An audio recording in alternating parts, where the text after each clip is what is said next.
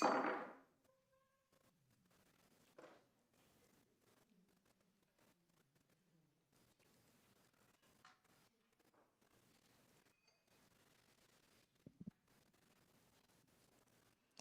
let's take a moment to settle back into the space and refresh our bodhicitta motivation.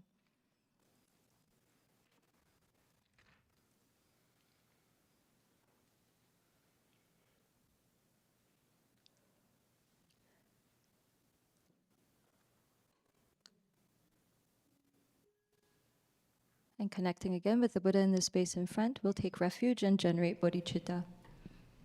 I take refuge until I have awakened in the Buddhas, the Dharma, and the Saṅgha.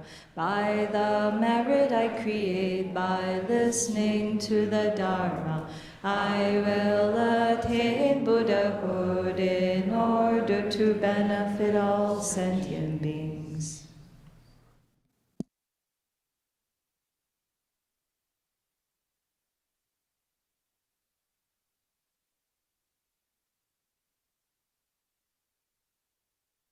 Good evening, everyone. This evening, we're going to be reading 4 of the shorter chapters, 18 through 21. And so, as usual, at the end of each of the first 3 chapters, we'll have a short break, probably not that long because, there's 3 breaks, and just to silently refresh ourselves before we go to the next chapter. But for now, before we begin, just take another silent moment. I'll ring the gong, and then we'll get started.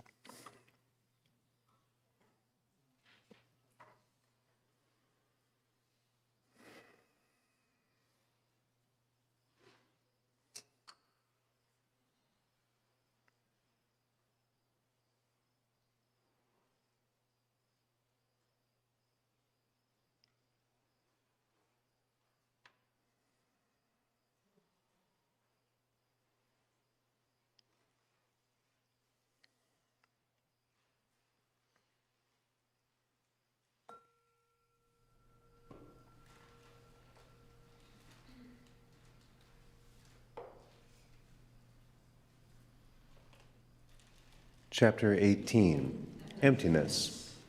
Then the Venerable Subhuti said to the Blessed One, Blessed One, it is wonderful that a bodhisattva great being is endowed with the great positive qualities. O Blessed One, a bodhisattva great being is endowed with boundless positive qualities. Blessed One, a bodhisattva great being is endowed with measureless positive qualities. At this, the Blessed One said to the Venerable Subhuti, That is true, Subhuti, that is true. Why is that?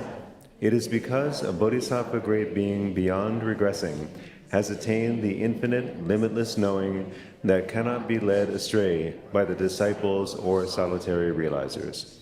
Subhuti said, The Blessed One could certainly explain for eons equal in number to the grains of sand in the river Ganges the attributes, indications, and signs belonging to a bodhisattva great being beyond regressing. That being so, Blessed One, could you please outline just the extremely profound points connected with the transcendent state of wisdom for such a bodhisattva great being? Excellent, Subhuti, said the Blessed One. It is excellent that you want to learn about the points that are extremely profound. Subhuti, the term profound here refers to emptiness. That is to say, Subhuti, the term profound here refers to the freedom from signs, freedom from inclinations, freedom from conditioning, freedom from arising, freedom from birth, freedom from any state of being, and freedom from passion. It also refers to cessation, to nirvana, and to dissolution. Subhuti asked, Blessed One, is this term referring exclusively to these things alone, but not to everything? The Blessed One said, Subhuti, the term profound does also refer to everything. How so? Because, Subhuti, physical forms are profound. Likewise, Subhuti, feelings, conceptions, conditioning factors, and consciousness are profound. Subhuti, how are physical forms profound? How are feelings, conceptions, conditioning factors, and consciousness profound? Subhuti, physical forms are as profound as the actual nature. Likewise, Subhuti, feelings, conceptions, conditioning factors, and consciousness are as profound as the actual nature. Subhuti, since the actual nature of physical forms is profound, physical forms are profound. Likewise, Subhuti, since the actual nature of feelings, conceptions, conditioning factors, and consciousness is profound, feelings, conceptions, conditioning factors, and consciousness are profound. Subhuti, the profundity of physical forms is where there are no physical forms. Likewise, Subhuti, the profundity of feelings, conceptions, conditioning factors, and consciousness is where there are no feelings, conceptions, conditioning factors, or consciousness. Subhuti said, Blessed One, it is amazing how well your subtle skill in means points us toward nirvana and keeps us away from physical forms. Likewise, Blessed One, it is amazing how well your subtle skill in means points us toward nirvana and keeps us away from feelings, conceptions, conditioning factors, and consciousness. The Blessed One said, Subhuti, suppose that a bodhisattva great being contemplates, considers, and meditates upon these extremely profound points connected with the transcendent state of wisdom, thinking, I should abide in the transcendent state of wisdom in the way that it is prescribed. I should train in the transcendent state of wisdom in the way that it is explained. I should go about life in the transcendent state of wisdom in the way that it is expounded. Likewise, suppose that a bodhisattva great being engages in meditation even for just a single day, while applying him or herself, meditating, reflecting, practicing, striving, and exerting him or herself. How great is the karmic deed that such a bodhisattva great being performs on that single day? It is just as if, for instance, a man motivated by his lust and his fanciful thoughts were to arrange a meeting with a beautiful, charming, and attractive woman. But suppose that the woman were held back by someone else and could not get herself out of the house. In that case, what would you think, Moody? Would that man's fanciful thoughts be continually concerned with?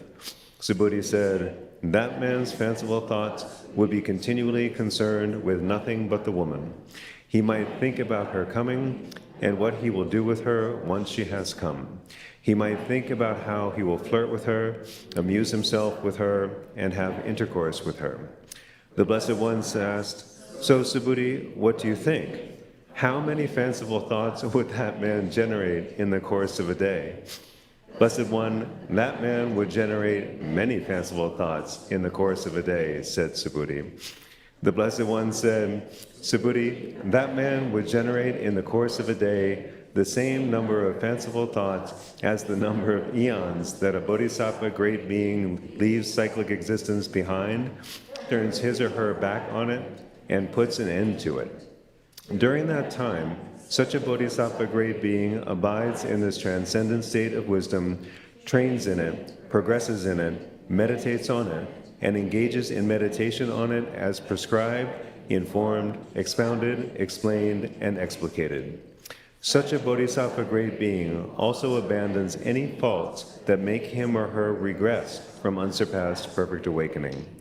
Given this fact, Subhuti, suppose that, on the one hand, a bodhisattva great being were occupied with a meditative state of the transcendent state of wisdom, were abiding in the attentiveness associated with the transcendent state of wisdom, and were to do just that much activity for a single day. Now, on the other hand, suppose that another bodhisattva, who lacks the transcendent state of wisdom, were to remain for eons equal in number to the grains of sand in the river Ganges, and throughout that time were to give others gifts. That former bodhisattva, who engaged in meditation in the transcendent state of wisdom, even for just a single day, would be superior to the latter one. Furthermore, Subhuti, suppose that a bodhisattva great being were to remain for eons equal in number to the grains of sand in the river Ganges, and throughout that time were to give gifts to stream enterers and to provide them ongoing support. Also, suppose that, in a similar manner, he or she were to give gifts to once returners, non-returners, and worthy ones, and to provide all of them ongoing support. Also, suppose that, in a similar manner, he or she were to give gifts to solitary realizers and to provide all of them ongoing support. Also, suppose that, in a similar manner, he or she were to give gifts to worthy, perfectly and completely awakened Tathāgatas and to provide all of them ongoing support. But also, suppose that he or she lacked the transcendent state of wisdom. Now suppose that, on the other hand, another bodhisattva grade being were, for even just a single day, to engage in meditation in this transcendent state of wisdom, as expounded, explained, and explicated. Subhuti, this latter bodhisattva grade being would then earn much more merit than the former one. Furthermore, Subhuti, suppose that a bodhisattva grade being were to remain for eons equal in number to the grains of sand in the river Ganges, and throughout that time were to give gifts to stream enterers and so on, up to perfect Buddhas, and to provide them ongoing support, and also to fully perfect ethical discipline. But also, suppose that he or she lacked the transcendent state of wisdom. Now suppose that, on the other hand, another bodhisattva grade being, who abides in the transcendent state of wisdom, were to arise from his or her attentiveness and teach the Dharma. Subhuti, this latter bodhisattva grade being would then earn much more merit than the former one. Furthermore, Subhuti, suppose that a bodhisattva grade being were to remain for eons equal in number to the grains of sand in the river Ganges, and throughout that time were to give gifts to stream enterers and so on, up to perfect Buddhas, and to provide them ongoing support, and also to perfect his or her ethical discipline and to possess tolerant acceptance. But also, suppose that he or she lacked the transcendent state of wisdom. Now suppose that, on the other hand, a bodhisattva grade being who abides in the transcendent state of wisdom were to arise from his or her attentiveness and teach the Dharma. Subhuti, this latter bodhisattva grade being would then earn much more merit than the former one.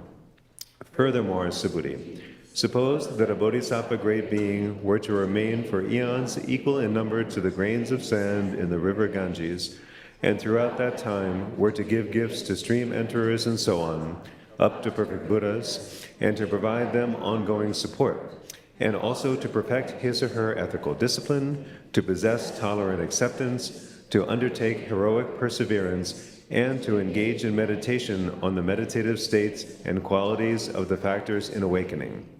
But also, suppose that he or she lacked the transcendent state of wisdom. Now suppose that, on the other hand, Subhuti, a bodhisattva grade being were to give the gift of the Dharma in a similar manner and dedicate it to unsurpassed perfect awakening. Subhuti, this latter bodhisattva grade being would then earn much more merit than the former one. Beyond that, Subhuti, suppose that this very same bodhisattva grade being were not only to give others the gift of the Dharma in a similar manner and dedicate it to unsurpassed perfect awakening, but also were to do so using the particular dedication taught in the transcendent state of wisdom. Subhuti, this bodhisattva grade being would then earn an even greater amount of merit. Beyond that, Subhuti, suppose that this very same bodhisattva grade being were not only to give others the gift of the Dharma in a similar manner and dedicate it to unsurpassed perfect awakening using the particular dedication taught in the transcendent state of wisdom, but also, after dedicating it, were to fail to engage in meditation in retreat ever again. Then, Subhuti, this bodhisattva grade being, who gave the gift of the Dharma in a similar manner while failing to engage in meditation in retreat, would not earn as much merit as another bodhisattva grade being who not only gave the gift of the Dharma in a similar manner, but also engaged in meditation in retreat again and again, while supported by the transcendent state of wisdom and while making sure the retreat never lacked the transcendent state of wisdom. Subhuti, such a bodhisattva grade being would earn an even greater amount of merit. Subhuti said, Blessed One, the Blessed One previously taught that a cumulative construction is a conceptualization. So why is the Blessed One now saying that a bodhisattva great being would earn more merit? The Blessed One said, Subhuti, any bodhisattva great being who is going about life in the transcendent state of wisdom at this point knows the accumulation of merit simply to be empty. He or she knows it simply to be futile. He or she knows it simply to be useless. He or she knows it simply to be essenceless. And yet, Subhuti, the more that a bodhisattva great being considers everything to be this way, the more that he or she becomes someone who does not lack the transcendent state of wisdom. Also, Subhuti, the more that a bodhisattva great being becomes someone who does not lack the transcendent state of wisdom, the more that he or she earns merit that is immeasurable and incalculable. Subhuti asked, Blessed One, what is the difference or distinction between immeasurable and incalculable? The Blessed One said, Subhuti, it is immeasurable because any measurements of it are rendered naught. Subhuti, it is incalculable because it is impossible to exhaust one's calculations about it. Subhuti asked, Blessed One, could this be the manner in which physical forms are immeasurable? Likewise, could this be the manner in which feelings, conceptions, conditioning factors, and consciousness are immeasurable? The Blessed One said, Subhuti, you asked, could this be the manner in which physical forms are immeasurable? Likewise, could this be the manner in which feelings, conceptions, conditioning factors, and consciousness are immeasurable? Yes, Subhuti, this is the manner in which physical forms themselves are immeasurable. Likewise, this would be the manner in which feelings, conceptions, conditioning factors, and consciousness themselves are immeasurable. Subhuti asked, Blessed One, what does the term immeasurable refer to? The Blessed One said, Subhuti, the term immeasurable refers simply to emptiness. Subhuti, the term immeasurable refers simply to freedom from signs. Subhuti, the term immeasurable refers simply to freedom from inclinations. Subhuti asked, Blessed One, does the term immeasurable refer exclusively to emptiness? Blessed One, does the term immeasurable refer exclusively to freedom from signs? Blessed One, does the term immeasurable refer exclusively to freedom from inclinations? Does it not refer to other things? The Blessed One said, Subhuti, what do you think? Have I not made it known that all things are empty? Subhuti said, Blessed One, the Tathāgata has made it known that all things are simply empty. The Blessed One said, Subhuti, anything that is empty is also inexhaustible, and its emptiness is also its immeasurability. Therefore, Subhuti, no difference or distinction between such things is actually mentally perceived. Subhuti, the Tathāgata has made this known using the following expressions: immeasurable, incalculable, inexhaustible, emptiness, freedom from signs, freedom from inclinations, freedom from conditioning, freedom from arising, freedom from birth, freedom from any state of being, freedom from passion, cessation, and nirvana. Subhuti, the worthy, perfectly, and completely awakened Tathāgata has proclaimed as a result of his teaching. Subhuti said, Blessed One, it is amazing how well the worthy, perfectly, and completely awakened Tathāgata teaches the true nature of all things, and yet the true nature of all things is inexpressible. And, Blessed One, as I understand that which the Blessed One is explaining, it is that all things also are inexpressible.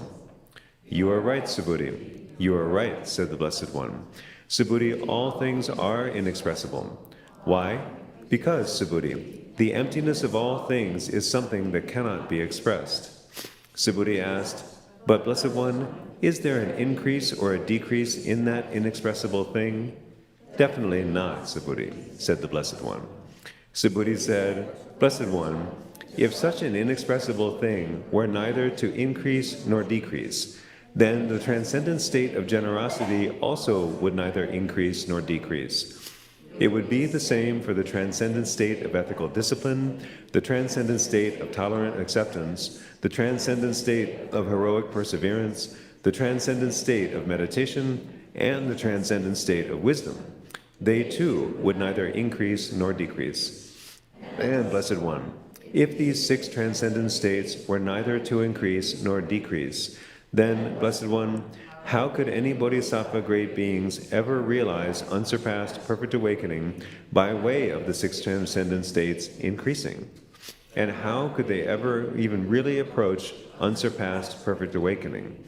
That is to say, Blessed One, bodhisattva great beings who do not perfect each transcendent state cannot even really approach unsurpassed perfect awakening.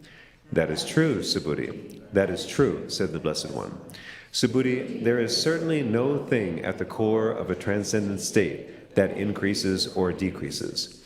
But also, Subhuti, while going about life in the transcendent state of wisdom and cultivating it, bodhisattva great beings with skill and means would never think that their transcendent state of generosity is either increasing or decreasing. Instead, they would know such a transcendent state of generosity to be nothing but a designation. Also, when giving others gifts, such bodhisattva great beings would dedicate their attentive mental states, developments of the proper mindset, and roots of virtue to unsurpassed perfect awakening. And they would dedicate them in accord with that unsurpassed perfect awakening. Furthermore, Subhuti, while going about life in the transcendent state of wisdom and cultivating it, bodhisattva great beings with skill and means would never think that their transcendent state of ethical discipline is increasing or decreasing. Instead, they would know such a transcendental discipline to be nothing but a designation. Also, when proceeding to uphold ethical discipline, such bodhisattva great beings would dedicate their attentive mental states, developments of the proper mindset, and roots of virtue to unsurpassed perfect awakening. And they would dedicate them in accord with that unsurpassed perfect awakening. Furthermore, Subhuti, while going about life in the transcendent state of wisdom and cultivating it, bodhisattva great beings with skill and means would never think that their transcendent state of tolerant acceptance is increasing or decreasing. Instead, they would know such a transcendent state of tolerant acceptance to be nothing but a designation. Also, when practicing tolerant acceptance, such bodhisattva great beings would dedicate their attentive mental states, developments of the proper mindset, and roots of virtue to unsurpassed perfect awakening. And they would dedicate them in accord with that unsurpassed perfect awakening. Furthermore, Subhuti, while going about life in the transcendent state of wisdom and cultivating it, bodhisattva great beings with skill and means would never think that their transcendent state of heroic perseverance is increasing or decreasing. Instead, they would know such a transcendent state of heroic perseverance to be nothing but a designation. Also, when undertaking heroic perseverance, such bodhisattva great beings would dedicate their attentive mental states, developments of the proper mindset, and roots of virtue to unsurpassed perfect awakening. And they would dedicate them in accord with that unsurpassed perfect awakening. Furthermore, Subhuti, while going about life in the transcendent state of wisdom and cultivating it, bodhisattva great beings with skill and means would never think that their transcendent state of meditation is increasing or decreasing. Instead, they would know such a transcendent state of meditation to be nothing but a designation. In the meditative states, such bodhisattva great beings would dedicate their attentive mental states, developments of the proper mindset, and roots of virtue to unsurpassed perfect awakening. And they would dedicate them in accord with that unsurpassed perfect awakening. Furthermore, Subhuti, while going about life in the transcendent state of wisdom and cultivating it, bodhisattva great beings with skill and means would never think that their transcendent state of wisdom is increasing or decreasing. Instead, they would know such a transcendent state of wisdom to be nothing but a designation. Also, when going about life in the transcendent state of wisdom and cultivating it, such bodhisattva great beings would dedicate their attentive mental states, developments of the proper mindset, and roots of virtue to unsurpassed perfect awakening. Would dedicate them in accord with that unsurpassed perfect awakening. Then the Venerable Subhuti asked the Blessed One, Blessed One, what is unsurpassed perfect awakening? The Blessed One said, Subhuti, unsurpassed perfect awakening is the actual nature. And Subhuti, that actual nature neither increases nor decreases. If Bodhisattva great beings abide continuously and repeatedly in attentive mental states connected to the actual nature, then they get close to unsurpassed perfect awakening, and their attentive mental states never decrease.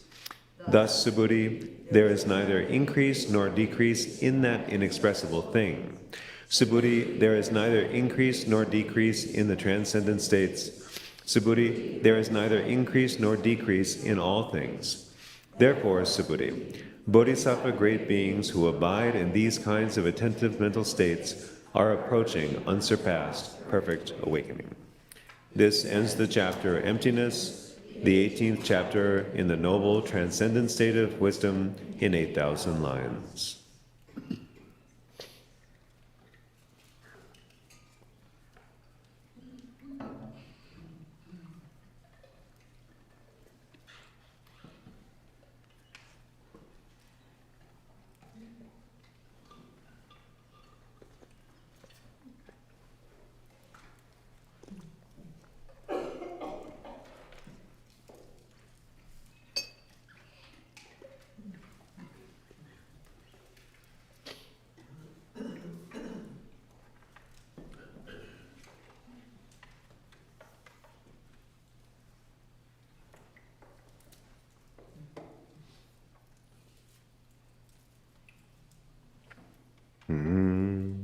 Chapter 19, the Noble Lady Ganga Devi. Then the Venerable Subhuti asked the Blessed One, Blessed One, does a Bodhisattva great being realize unsurpassed perfect awakening because of the first mindset of awakening to arise? Or does a Bodhisattva great being realize unsurpassed perfect awakening because of the last mindset of awakening to arise? That is to say, Blessed One, the first mindset that arises does not coexist with the last mindset that arises. So, Blessed One, how could there be any accumulation of the roots of virtue by a Bodhisattva great being? At this, one asked the Venerable Subhuti in return, Subhuti, what do you think? In the burning out of an oil lamp, does the first flame to strike the wick burn it up? Or does the last flame to strike the wick burn it up? Blessed One, certainly neither, replied Subhuti. Blessed One, the wick is not burned up because of the first flame striking it, and yet the wick cannot be burned up without the cause of that first flame striking it. Blessed One, the wick is not burned up because of the last flame striking it, and yet the wick cannot be burned up without the cause of that last flame striking it. And the Blessed One asked, But Subhuti, what do you think? Does the wick get burned up? Blessed One, it does get burned up, said Subhuti. Sugata, it does get burned up. The Blessed One said, Subhuti, in the same way, the first mindset to arise does not cause the Bodhisattva great being to realize unsurpassed perfect awakening, and yet he or she does not realize unsurpassed perfect awakening without the cause of the first mindset having arisen. The last mindset to arise does not cause the Bodhisattva great being to realize unsurpassed perfect awakening, and yet he or she does not realize unsurpassed perfect awakening without the cause of the last mindset having arisen. Awakens neither because of those mindsets arising, nor because of anything other than those mindsets arising. And yet the Bodhisattva great being does realize unsurpassed perfect awakening. At this, the Venerable Subhuti said to the Blessed One, Blessed One, such a dependent arising is profound. Blessed One, the profound great being certainly does not realize unsurpassed perfect awakening because of the first proper mindset arising, and yet he or she certainly does not realize unsurpassed perfect awakening without the cause of the first proper mindset having arisen. He or she also certainly does not realize unsurpassed perfect awakening because of the last proper mindset arising, and yet he or she certainly does not realize unsurpassed perfect awakening without the cause of the last proper mindset having arisen. He or she certainly awakens neither because of those mindsets arising, nor without those mindsets arising, and yet the Bodhisattva great being does realize unsurpassed perfect awakening. At this, the Blessed One asked the Venerable Subhuti, Subhuti, what do you think? Will his or her mindset that has ceased come to arise again? Blessed One, definitely not, said Subhuti.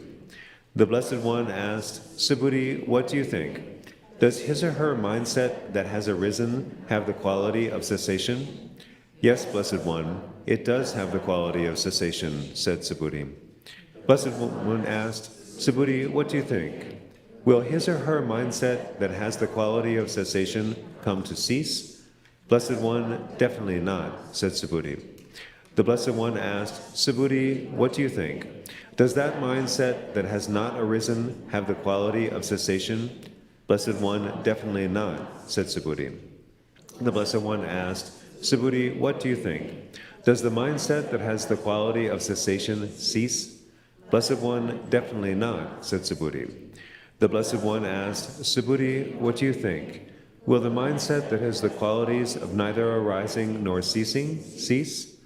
Blessed One, definitely not, said Subhuti. The Blessed One asked, Subhuti, what do you think? Will such a quality, which naturally has nothing but cessation as its essential nature, cease?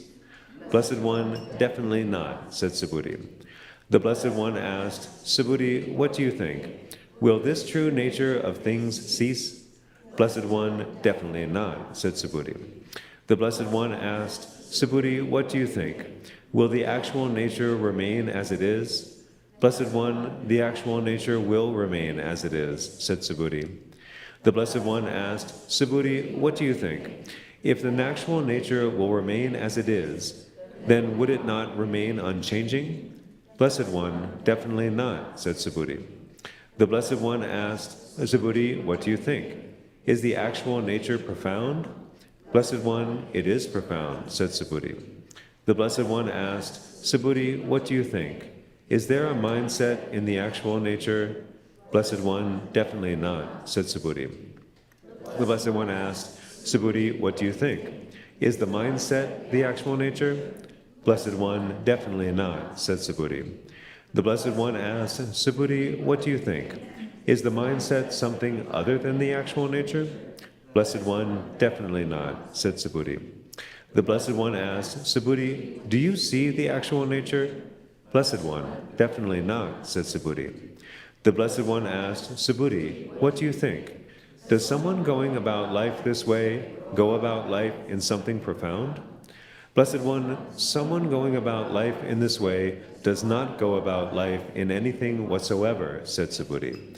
Why not? Because for that person, those practices do not arise and are not practiced. The Blessed One asked, Subhuti, when a bodhisattva great being goes about life in the transcendent state of wisdom, what does he or she go about life in?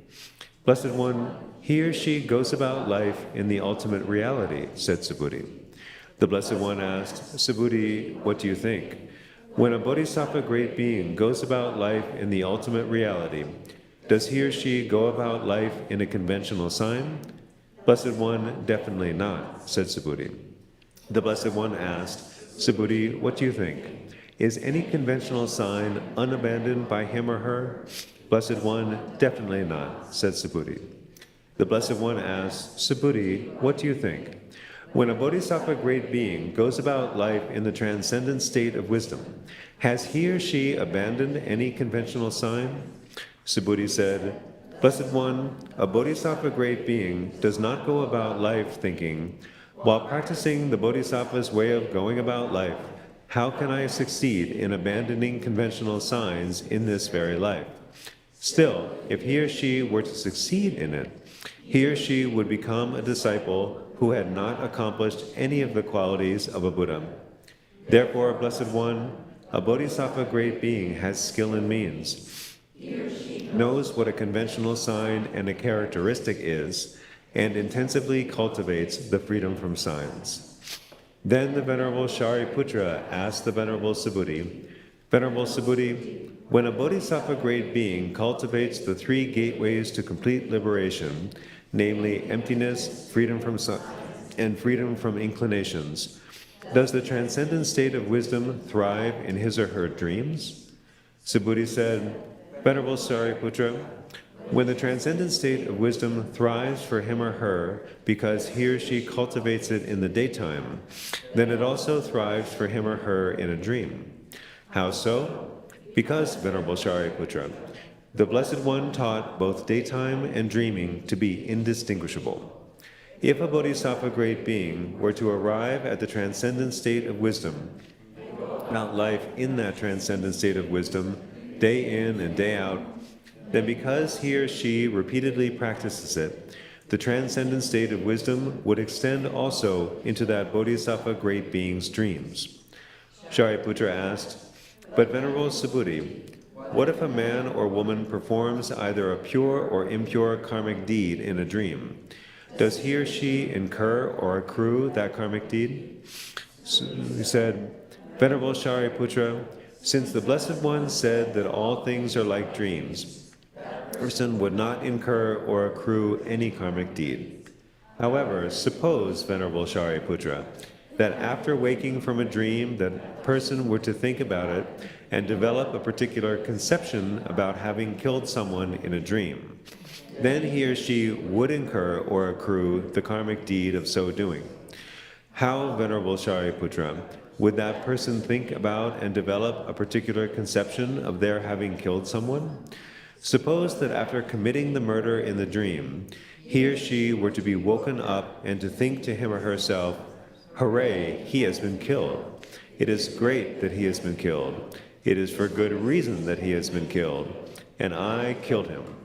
Thinking like this while awake, he or she develops a particular conception about having killed someone." Shariputra said, "Venerable Subhuti, suppose that a man were to be woken up and to think, 'Hooray, he has been killed. It is great that he has been killed. It is good for good reason that he has been killed, and I killed him.' Does he incur or accrue a karmic deed? A blessed Buddha also develops a particular conception about his own dissolution, so would he incur or accrue a karmic deed too?" Subhuti said, "Venerable Shariputra, definitely not. Why is that? It is because a Tathāgata has let go of all thinking and conceptualizing. Venerable Shariputra, he is, as an analogy, just like pure space. Without an objective basis, karmic deeds do not arise. Without an objective basis, a mindset does not arise. That is to say, Venerable Shariputra, karmic deeds arise only with an objective basis, not without an objective basis. A mindset arises only with an objective basis, not without an objective basis. Venerable Shariputra, the mind moves toward things seen, heard, thought, and discerned. In those things, some minds apprehend defilement, whereas other minds apprehend purification. It is then because of this, Venerable Shariputra, that mental activity arises only with an objective basis, not without an objective basis. Karmic deeds arise only with an objective basis and not without an objective basis." Shariputra said, "Venerable Subhuti, the Blessed One described all objective bases as void. So why, Venerable Subhuti, does mental activity arise only with an objective basis, not without an objective basis?" Subhuti said, "Venerable Shariputra, first, an objective basis that is not found is turned into a conventional sign and turned into an objective basis. Next, a mental activity arises with that objective basis and not without that objective basis. Venerable Shariputra, that mental activity is void, and that conventional sign also is void. Likewise, the karmic conditioning caused by ignorance also is void. The consciousness caused by karmic conditioning factors also is void. The same is true up to aging and death caused by birth. All are also void. This very same way, Venerable Shariputra, all objective bases are void. Mental activity devoid of conventional signs is said to arise on account of worldly conventions." Shariputra said, "Venerable Subhuti, suppose that a bodhisattva great being were to give a gift in a dream and dedicate that gift to unsurpassed perfect awakening. Would such a gift be described as something dedicated?" Subhuti said, "Venerable Shariputra, The Bodhisattva great being Maitreya is standing right here. He has been foreordained by the Tathāgata for unsurpassed perfect awakening and bears direct bodily witness to the facts of the matter. You should ask him, and he will respond to the question at hand. Then the Venerable Shariputra said to the Bodhisattva great being Maitreya, the elder Subhuti has said that the Bodhisattva great being Maitreya is here, and he will respond to the question at hand. So please, Venerable Unconquerable One, respond to this question. Then the Bodhisattva great being Maitreya said to Subhuti, the elder Subhuti has said that the Bodhisattva great being Maitreya is here, and he will respond to the question at hand. But Venerable Subhuti, what is it that has the designation Maitreya? Will it respond to the question at hand? Or will its physical forms respond? Will its feelings, its conceptions, its conditioning factors, or perhaps its consciousness respond? Or else will its color, or perhaps its shape respond? Or else will its emptiness of physical forms respond? Or else will its emptiness of feelings, conceptions, conditioning factors, or consciousness respond? Certainly, Subhuti, its emptiness of physical forms has no capacity to respond. Certainly, likewise, its emptiness of feelings, conceptions, conditioning factors, and consciousness has no capacity to respond. Furthermore, Venerable Subhuti, I do not identify anything that can respond, nor do I identify anything to which I can respond, nor do I identify anything by means of which I can respond, nor do I identify anything to whom I can respond, nor do I identify anything foreordained for unsurpassed perfect awakening. Then the Venerable Shariputra said to the Bodhisattva great being Maitreya, Venerable Maitreya, I suppose that you have actualized these things in the manner that you verbally describe them? Maitreya said, Venerable Shariputra, I have not actualized these things in the manner that I verbally describe them. Nor, Venerable Shariputra, do I even find, mentally perceive, or identify these things the way that I verbally describe or mentally consider them. Certainly, Venerable Shariputra, these things cannot be physically encountered, or verbally described, or mentally focused upon. All things are by nature like this, because they lack any inherent nature. Then Shariputra thought to himself, oh, this Bodhisattva great being Maitreya is someone with profound wisdom. He explicates the transcendent state of wisdom as though he has gone about life in it for a long time. Then the Blessed One addressed the Venerable Shariputra as follows. Shariputra, why did you think, oh, the Bodhisattva great being Maitreya is someone with profound wisdom? Are you revealing that you identify a thing that a worthy one is endowed with? Definitely not, Blessed One, said Shariputra.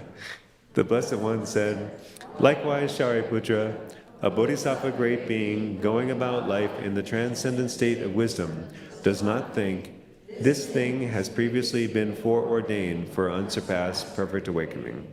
This thing is now being foreordained for unsurpassed perfect awakening.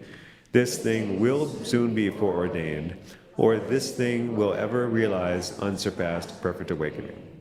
Any Bodhisattva great being who goes about life in this way is going about life in the transcendent state of wisdom.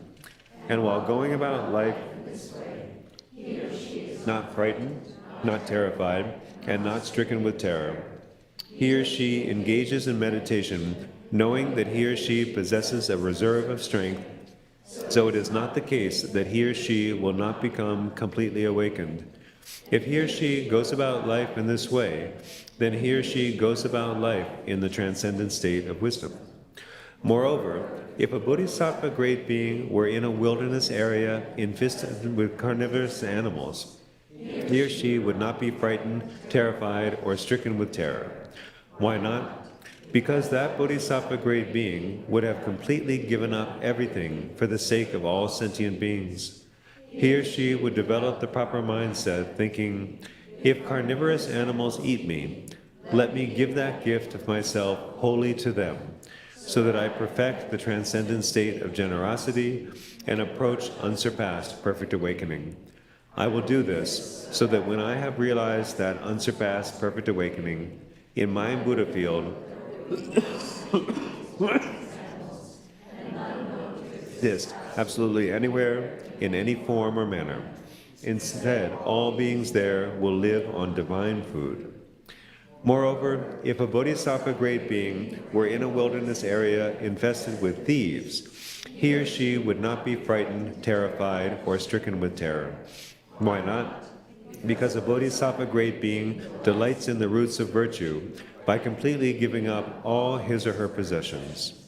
He or she would have offered up even his or her body and completely given up all other requisites or other means of subsistence. Thus, he or she would develop the proper mindset, thinking, if any beings were to steal from me all the requisites and other means of subsistence, let me give that gift of myself wholly to them. If they were to take my life, I resolve never to develop malevolence, anger, or rage toward them, and also never to harm them physically, verbally, or mentally. In this way, at this time, I will perfect discipline and the transcendent state of tolerant acceptance as I approach unsurpassed perfect awakening.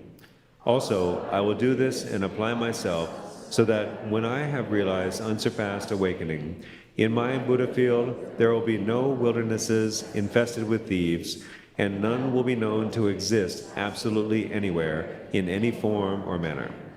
In this way, I will strive to purify my Buddha field, so that when I have realized unsurpassed awakening, in my Buddha field there will be no defects such as these or others, and none will be known to exist absolutely anywhere, in any form or manner.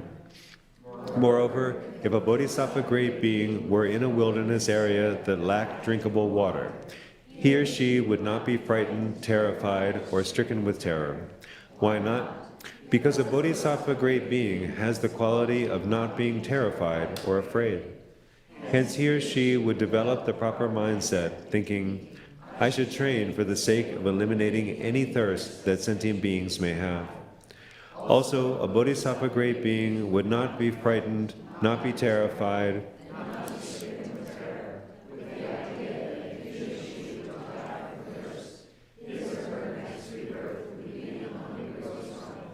Instead, he or she would develop the proper mindset of great compassion, thinking, alas, these poor sentient beings must have little merit for them to know a world with wilderness areas lacking any drinkable water like these.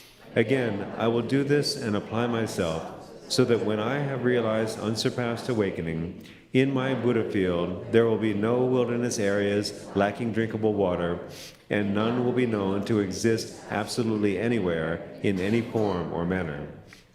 Furthermore, I will load all beings up with merit, so that they will find drinkable water endowed with the 8 qualities. I will apply myself with unwavering heroic perseverance and with respect toward all sentient beings, so that at that time I will perfect the transcendent state of heroic perseverance. Moreover, if a bodhisattva great being were in a wilderness area that lacked food, he or she would not be frightened, terrified, or stricken with terror. For this reason, he or she would don the armor, thinking, I will apply myself with unwavering heroic perseverance and purify my own Buddha field, so that when I have realized unsurpassed awakening, in my Buddha field there will be no wilderness areas without food like these, and none will be known to exist absolutely anywhere, in any form or manner. Those sentient beings will only ever be comfortable, bestowed every delight, and filled with happiness.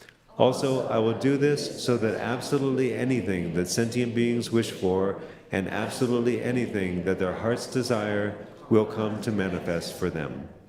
It will be just like, as an analogy, everything manifesting for the gods in the heaven of the 33, just by their thinking about it. With such unwavering heroic perseverance, I will apply myself so that everything will manifest and come to be had by sentient beings, just by their thinking about it. Furthermore, I will strive to purify my own mind for the sake of all sentient beings, so that at that time I can perfect the transcendent state of meditation to ensure that their spiritual aspirations are fulfilled and no sentient being anywhere ever lacks life's necessities in any way. Moreover, if a bodhisattva great being were in a wilderness area plagued with disease, he or she would not be frightened, terrified, or stricken with terror. Instead, he or she would reflect upon, contemplate, and consider there to be no thing that is afflicted by disease, and no thing that has the name disease. Thus, he or she would consider it to be empty, and would be neither frightened by it, nor terrified by it, nor stricken with terror about it.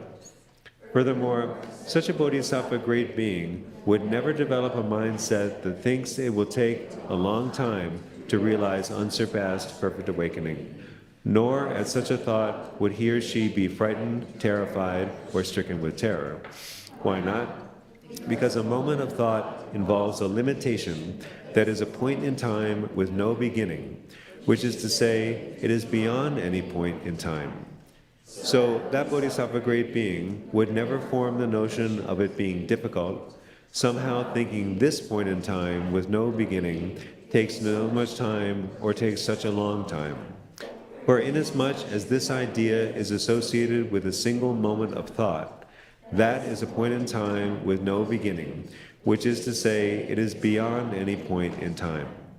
In this way, Shariputra, the bodhisattva great being would never be frightened, terrified, or stricken with terror, thinking he or she will realize unsurpassed perfect awakening in a long time. But, Shariputra, if a bodhisattva great being is neither frightened nor terrified, nor stricken with terror about these dangers or other sources of fear, whether they be seen, heard, considered, or known, then one can be sure, Shariputra, that such a noble son or daughter is able to realize unsurpassed perfect awakening. Finally, Shariputra, in this way the bodhisattva great being would don the great armor, thinking, I will do this and apply myself with unwavering heroic perseverance, so that when I perfected field, all sentient beings will be free of all disease, and no disease will be known to exist absolutely anywhere in any form or manner. Also, I will do this so that I can teach what the Tathāgatas taught and act in accord with what they taught. Furthermore, I will cultivate the transcendent state of wisdom for the sake of all sentient beings, so that at that time I will perfect the transcendent state of wisdom. Then a certain woman who had come and taken her seat in that assembly stood up from her seat. She put her upper robe over one shoulder, placed her right knee on the ground, and then prostrated to the Blessed One with her hands cupped together in reverence. She then said to the Blessed One, Blessed One, I am not frightened, terrified, or stricken with terror in such places. Without being terrified or frightened, I shall teach the Dharma for the sake of sentient beings. Then at that moment, the Blessed One appeared with a golden-colored smile that emanated light to the infinite, limitless world systems. The light shone up as far as the Brahma world, returned once again, circled the Blessed One to the right 3 times, and then disappeared into the Blessed One's forehead. Immediately after the Blessed One appeared with that smile, the woman took yellow flowers and showered them upon the Blessed One and scattered them around. But the yellow flowers remained suspended in midair without touching him. Then the Venerable Ānanda stood up from his seat. He put his upper robe over one shoulder, placed his right knee on the ground, and then prostrated to the Blessed One with his hands cupped together in reverence. After that, he said to the Blessed One, Blessed One, worthy, perfectly, and completely awakened Tathāgatas, do not smile without a cause or conditions. So what is the cause and what are the conditions for you smiling? At this, the Blessed One said to the Venerable Ānanda, Ānanda, this is the woman Ganga Devi. In the future, she will become the Tathāgata named Yellow-Flowered. She will be a worthy, well-gone, perfect Buddha. She will be perfected in both knowledge and appropriate conduct. She will have the supreme knowledge of the world. As a blessed Buddha, she will be a leader among those people to be tamed and will teach gods and humans alike. She will appear in the world during the star-like eon and realize unsurpassed perfect awakening. Ānanda, the noble lady Ganga Devi, will leave behind her female form, take on a male form after she has passed away from here, and be reborn in the Abharati Buddha field world system, belonging to the worthy, perfectly and completely awakened Tathāgata Akshobhya. Once reborn there, and in the presence of the worthy, perfectly and completely awakened Tathāgata Akshobhya, she will engage in spiritual practice. Then, when she passes away from there, she will travel from that Buddha field to the next Buddha field without losing sight of the Tathāgata. And from that Buddha field to other Buddha fields, she will travel without ever being separated from the blessed Buddhas. As an analogy, it will be just like a universal emperor traveling from palace to palace throughout his whole life, without the soles of his feet ever stepping on the surface of the earth. Emperor, up to his time of death, would pass away without ever stepping upon the earth with the soles of his feet. Ānanda, just so the noble lady Ganga Devi, too, will travel from Buddha field to Buddha field without ever being separated from the blessed Buddhas, all the way up until she realizes unsurpassed perfect awakening. Then the Venerable Ānanda thought, this very Tathāgata's assembly must be considered the Bodhisattva great beings who will come to be there in the presence of the worthy, perfectly and completely awakened Tathāgata Akshobhya. Then the Blessed One knew in his mind the kind of ruminations that the Venerable Ānanda was having, and said to him, Ānanda, it is true. Ānanda, any Bodhisattva great beings who escape the samsaric mud and engage in spiritual practice in the Buddha field of the worthy, perfectly and completely awakened Tathāgata Akshobhya should be known as close to actual awakening. But Ānanda, this worthy, perfectly and completely awakened Tathāgata yellow-flowered will have a community of disciples that no measure could capture. Why not? Ānanda, since there would be no measuring the number of disciples surrounding him, those disciples will instead be reckoned to be immeasurable or innumerable. Furthermore, Ānanda, during the time when the Buddha field is present, there will be no wilderness areas infested with carnivorous animals or with thieves. There will be no wilderness areas without drinkable water, without food, or plagued with disease. No unpleasant wilderness areas such as these or others, and none will be known to exist absolutely anywhere, in any form or manner. Ānanda, at the time when the worthy, perfectly and completely awakened Tathāgata yellow-flowered has realized unsurpassed perfect awakening, there will not be any of these types of dangerous and frightening wilderness areas, and none will be known to exist absolutely anywhere, in any form or manner. At this, the Venerable Ānanda asked the Blessed One, in the presence of which Tathāgata did the noble lady Ganga Devi plant the root of virtue by first developing the proper mindset aimed at unsurpassed perfect awakening? At this, the Blessed One said to the Venerable Ānanda, the noble lady Ganga Devi planted the root of virtue by first developing the proper mindset and dedicating it to unsurpassed perfect awakening in the presence of the worthy, perfectly and completely awakened Tathāgata Dipankara. While praying for unsurpassed perfect awakening, she showered the worthy, perfectly and completely awakened Tathāgata Dipankara with nothing but yellow flowers. When I myself showered the worthy, perfectly and completely awakened Tathāgata Dipankara with the 5 blue lotuses, I attained the state of acceptance that all things are free of arising. And after that, I was foreordained for unsurpassed perfect awakening by the worthy, perfectly and completely awakened Tathāgata Dipankara. He said, in the future, young man, you will become the Tathāgata named Shakyamuni. You will be a worthy, well-gone, perfect Buddha. You will be perfected in both knowledge and appropriate conduct. You will have supreme knowledge of the world. As a blessed Buddha, you will be a leader of persons to be tamed and a teacher to gods and humans alike. At the time, the noble lady heard this foreordainment of me, and she developed the proper mindset, thinking, aha, Just as this young man was foreordained for unsurpassed perfect awakening, so too must I become foreordained for unsurpassed perfect awakening.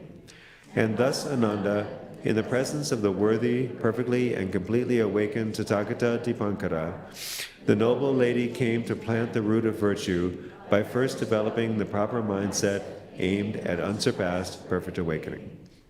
At this, the Venerable Ānanda said to the Blessed One, "Ah, Blessed One, it is because she has achieved the preliminary practices and has gone to the very end that the noble lady Ganga Devi is foreordained for unsurpassed perfect awakening."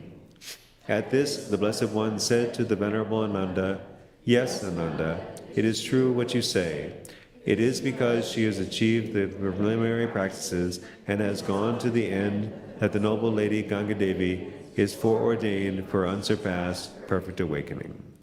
This ends the chapter, The Noble Lady Ganga Devi, the 19th chapter in the Noble Transcendent State of Wisdom in 8,000 lines.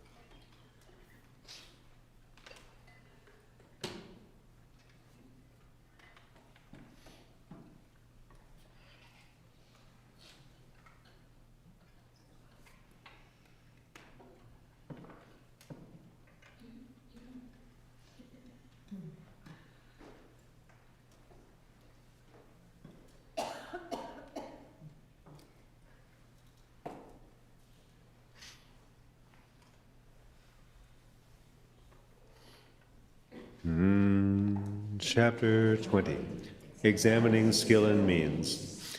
Then the Venerable Subhuti asked the Blessed One, "Blessed One, how should a bodhisattva great being who is going about life in the transcendent state of wisdom cultivate emptiness?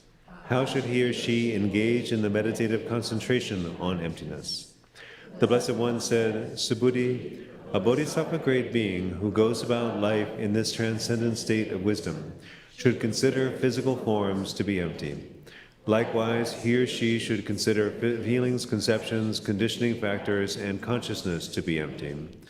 But he or she should consider this with a mental continuum that is not distracted, so that while considering physical forms, he or she would not identify such a true nature of things as the true nature of things. And by not identifying it as the true nature of things, he or she would not directly actualize the pinnacle of reality." At this, the Venerable Subhuti said to the Blessed One, "Blessed One, the Blessed One has said that a bodhisattva great being should not directly actualize emptiness. But how could a bodhisattva great being, remaining in that meditative concentration, not directly actualize emptiness?" The Blessed One said, "Subhuti, it is because a bodhisattva great being considers emptiness to be replete with all excellent qualities. Such a bodhisattva great being does not consider it with the assumption that he or she will directly actualize it, nor does he or she consider it with the assumption that it is something to be directly actualized, nor does he or she consider it with the assumption that he or she will get fully acquainted with it, or that it is the time for doing so, despite its not being time for directly actualizing it. Rather, the bodhisattva great being tethers his or her mind exclusively to an unfixed meditative object, knowing that he or she will be supported by the transcendent state of wisdom, but does not directly actualize emptiness. Along the way, that bodhisattva great being does not give up any qualities conducive to awakening, nor does he or she eliminate worldly influences. Rather, he or she gets fully acquainted with them all. At the time when the bodhisattva great being is abiding in the meditative concentration on emptiness as the gateway to complete liberation, he or she should also abide in the meditative concentration on the freedom from signs, but should not directly actualize the freedom from signs. Why not? because that Bodhisattva great being has procured qualities by way of his or her roots of virtue, and considers it a time to ripen those as such, not to directly actualize anything. And so, being someone who is supported by the transcendent state of wisdom, he or she does not directly actualize the pinnacle of reality. To illustrate this, Subhuti, suppose that a certain man was extremely courageous, persevering, unwavering, and steadfast. Also, suppose that he was handsome, charming, extremely attractive, and full of many extremely positive qualities, excellent ability, self-restraint, learning, renunciation, and so on.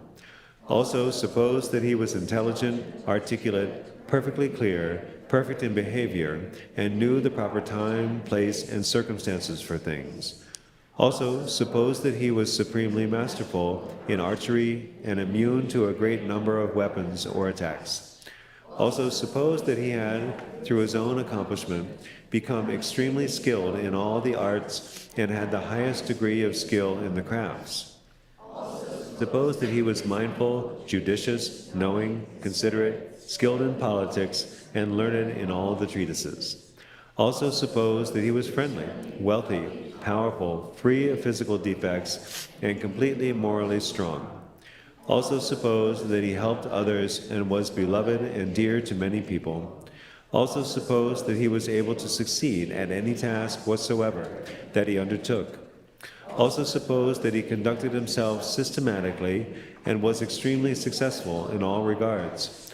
Also suppose that, while being extremely successful, he shared his wealth with many people, paid tribute to those worthy of tribute, revered those worthy of reverence, respected those worthy of respect, and venerated those worthy of veneration. Subhuti, what do you think? Would such a man be extremely glad, delighted, and full of joy and satisfaction, given all this? Yes, Blessed One. Yes, Sugata, said Subhuti. The Blessed One said, Subhuti, suppose further that this extremely fortunate man was traveling and took along his mother, father, son, and daughter. Now suppose that, because of certain conditions and circumstances coming together, he came upon a vast forested wilderness area that was extremely dangerous, terrifying to the children, and caused them to bristle with fear. Suppose that this man fearlessly assured his mother, father, son, and daughter, saying, Don't be afraid, don't be afraid. I will get us out of this extremely dangerous and frightening, vast, forested wilderness area successfully, safely, and quickly. I will get us to safety very soon.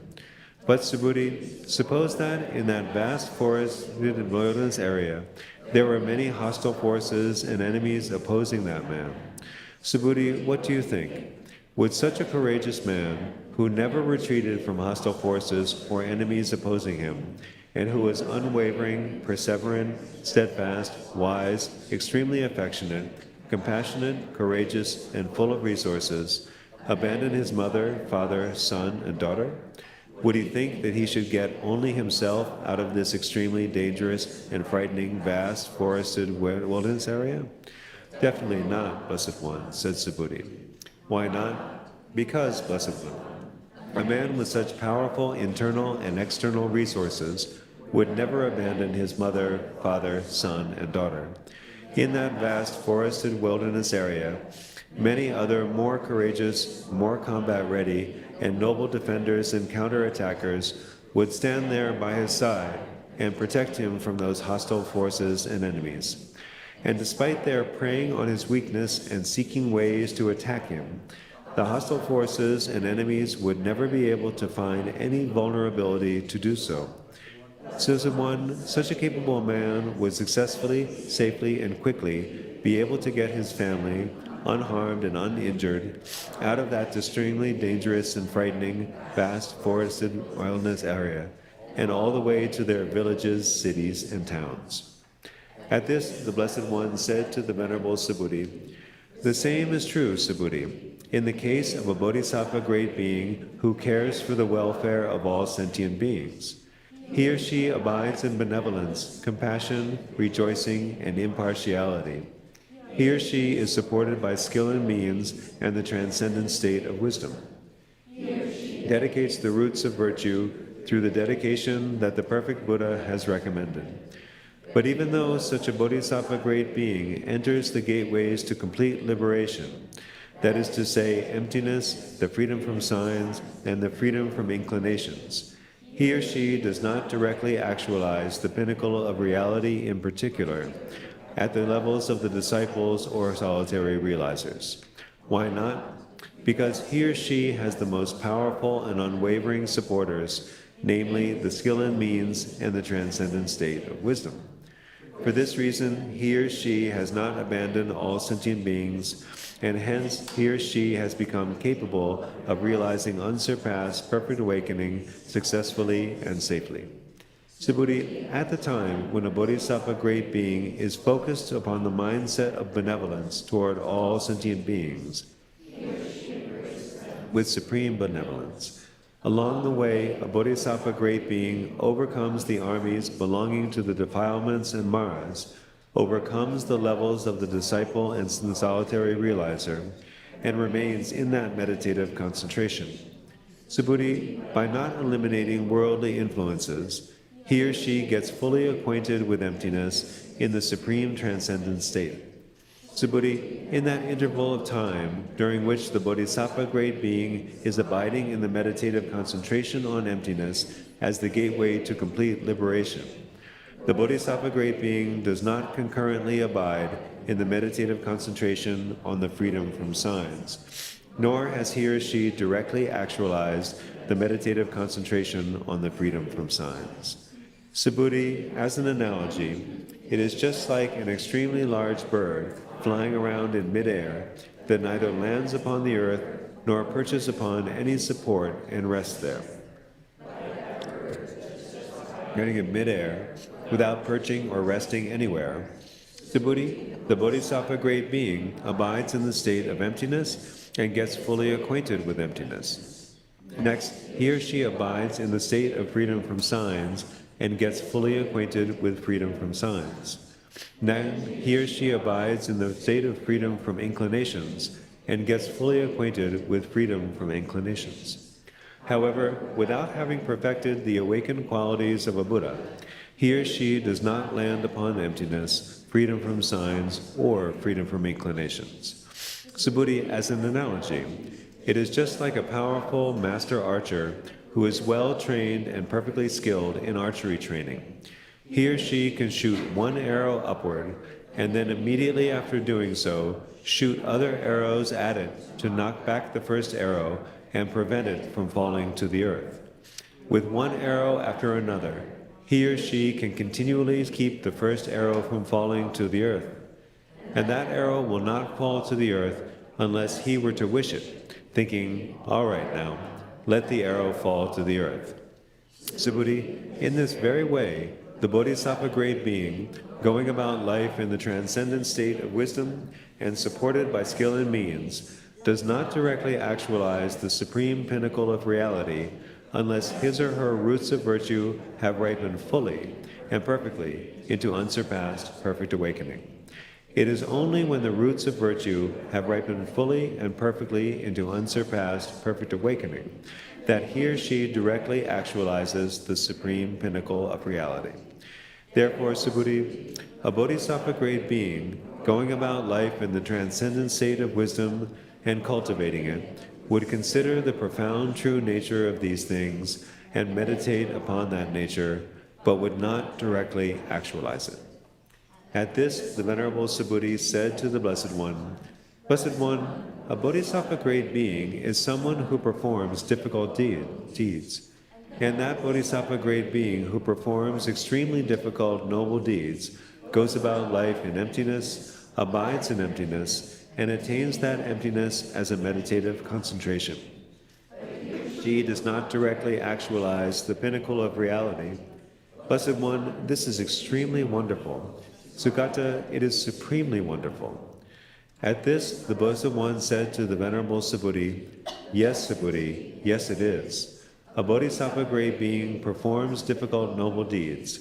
And that bodhisattva great being who performs extremely difficult noble deeds goes about life in emptiness, abides in emptiness, and attains that emptiness as a meditative concentration. They actualize the pinnacle of reality.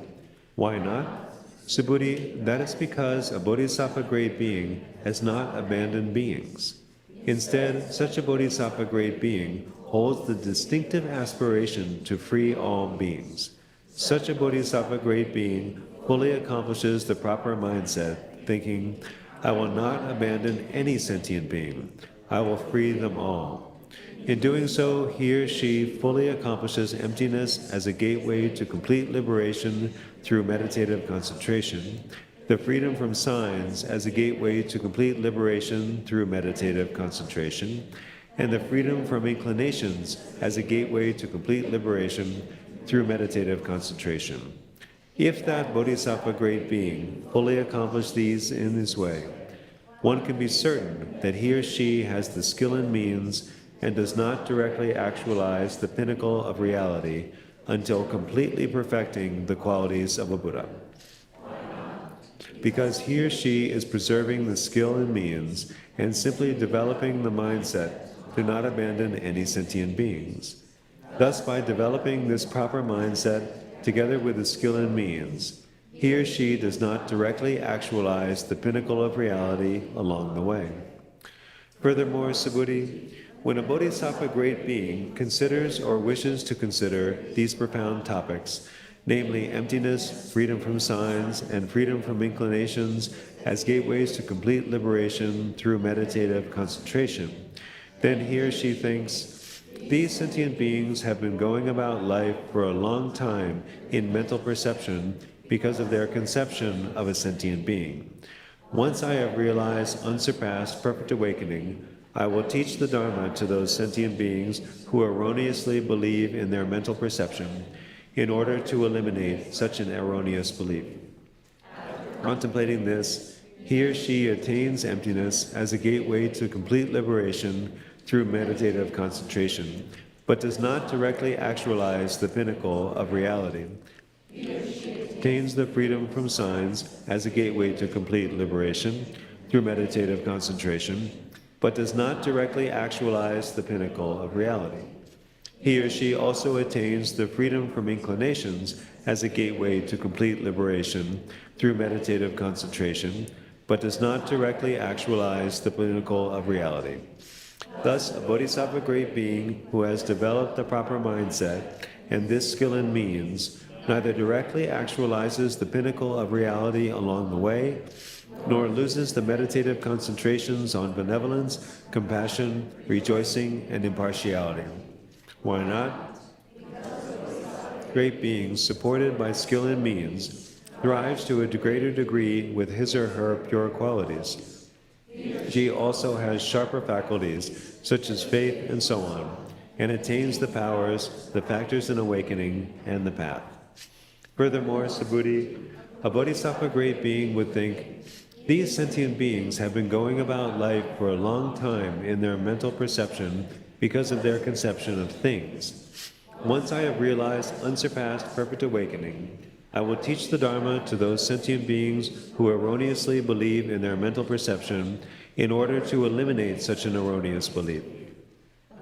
A great being who has developed the proper mindset and this skill and means attains emptiness as a gateway to complete liberation through meditative concentration. But he or she does not directly actualize the pinnacle of reality. Also, he or she does not lose the meditative concentration on benevolence, compassion, rejoicing, and impartiality. Why is that? A great being, supported by skill and means, thrives to a greater degree with his or her pure qualities. He or she also has sharper faculties, such as faith and so on, and attains the powers, the aspects of awakening, and the path. Furthermore, Subhuti, a bodhisattva great being would think, these sentient beings have been going about life for a long time in a conventional sign because of their conception of a sign. Once I have realized unsurpassed perfect awakening, I will teach the Dharma to those sentient beings who erroneously believe in their mental perception in order to eliminate such an erroneous belief. A great being who has developed the proper mindset and the skill in means, attains freedom from signs as a gateway to complete liberation through meditative concentration. Yet he or she does not directly actualize the pinnacle of reality. Also, he or she does not lose the mental concentration on benevolence, compassion, rejoicing, and impartiality. Why not? Because the Bodhisattva great being, supported by skill and means, thrives to a greater degree with his or her pure qualities. He or she also has sharper faculties, such as faith and so on, and attains the powers, the aspects of awakening, and the path. Furthermore, Subhuti, a Bodhisattva great being would think, these sentient beings have been mistaken for a long time because of their conceptions of permanence, happiness, self, and purity.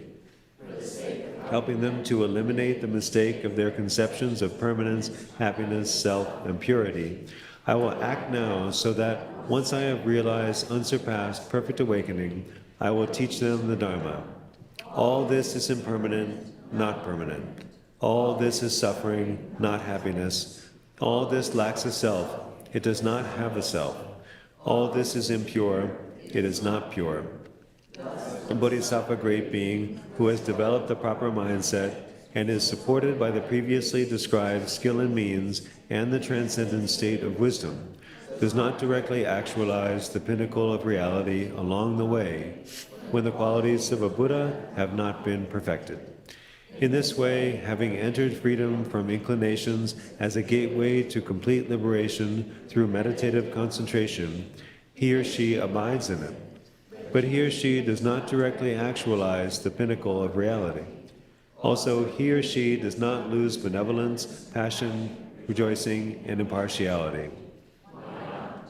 Because the Bodhisattva great being, supported by skill and means, thrives to a greater degree with his or her pure qualities.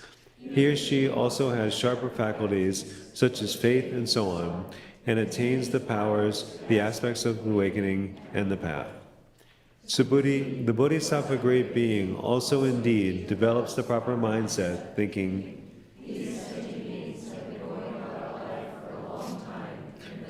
perception, and still now go about life in a mental perception. They have been going about life in the conception of a sign, and still now go about life in the conception of a sign. They have been going about life in an error, and still now go about life in error. They have been going about life in a conception of alms, and still now go about life in a conception of alms. They have been going about life in a conception of non-existence, and still now go about life in a conception of non-existence. Erroneous beliefs, and still now go about life in erroneous beliefs. I will act so that there will be no such faults, and there will be none known to exist absolutely anywhere, in any form or manner. In this way, he or she brings all sentient beings to mind. When a Bodhisattva great being mindfully brings them to mind, and is supported by the skill and means and the transcendent state of wisdom, he or she is considering the true nature of these profound things from the perspectives of emptiness, the freedom from signs, the freedom from inclinations, the freedom from conditioning, the freedom from arising, the freedom from birth, and the freedom from any state of being. There is no possibility or chance that a Bodhisattva great being with such knowledge would either fall into an unconditioned state or be stuck within the three realms. It is not possible. Thus, Subhuti, a Bodhisattva great being who wishes to realize unsurpassed perfect awakening should ask a second Bodhisattva great being, what are the qualities that a Bodhisattva great being should acquaint him or herself with? How many sorts of mindsets should a Bodhisattva great being fully accomplish, so that while he or she is fully accomplishing them, he or she would not directly actualize emptiness? From signs, the freedom from inclinations, the freedom from conditioning,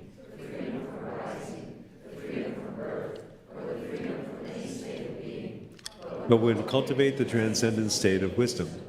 Subhuti, suppose that the second Bodhisattva great being, who was asked this question, were to explain, a Bodhisattva great being should pay attention to nothing but emptiness. A Bodhisattva great being should pay attention to nothing but freedom from signs. nothing but freedom from inclinations, nothing but freedom from conditioning, nothing but freedom from arising, nothing but freedom from birth, nothing but freedom from any state of being. Suppose that the second bodhisattva also failed to point out the development of the proper mindset of not abandoning any sentient beings, or failed to explain the skill and means. Then, Subhuti, one can know that no former worthy, perfectly and completely awakened Tathāgata has foreordained that bodhisattva great being to be beyond regressing from unsurpassed perfect awakening. How? As that bodhisattva great being does not indicate, reveal, point out, or understand the virtue that is distinctive to a bodhisattva great being beyond regressing. And when asked, he or she does not explain it, correctly answer the question, or help others attain the level of a bodhisattva great being beyond regressing. Subhuti asked, Blessed One, by what means can one recognize a bodhisattva great being beyond regressing? The Blessed One said, Subhuti, one can recognize a bodhisattva great being beyond regressing by the following means.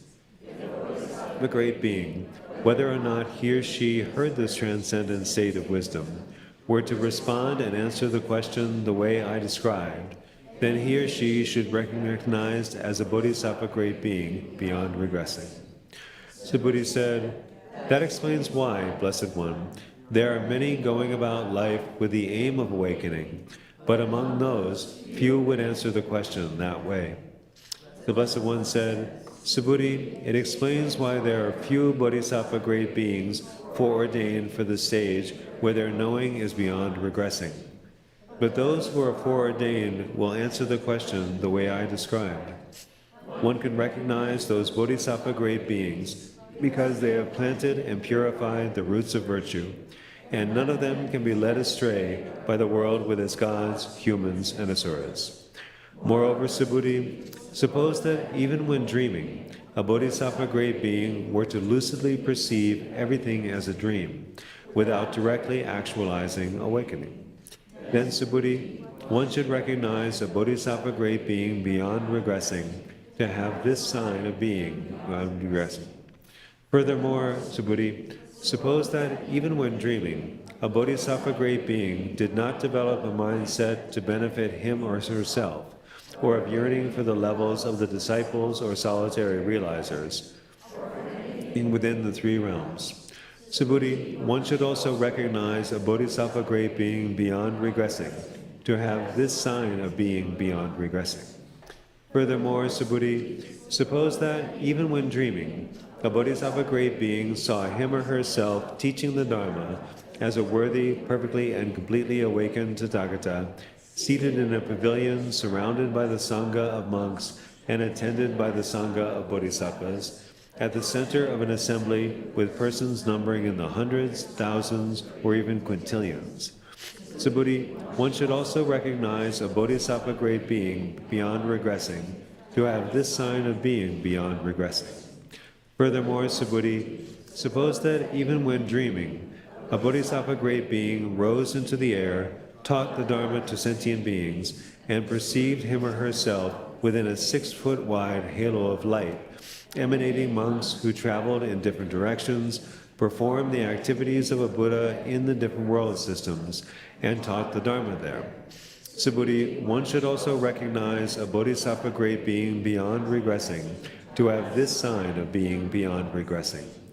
Furthermore, Subhuti, suppose that even when dreaming, a bodhisattva great being was not frightened, terrified, or stricken with terror when his or her village, city, town, community, or principality was being destroyed.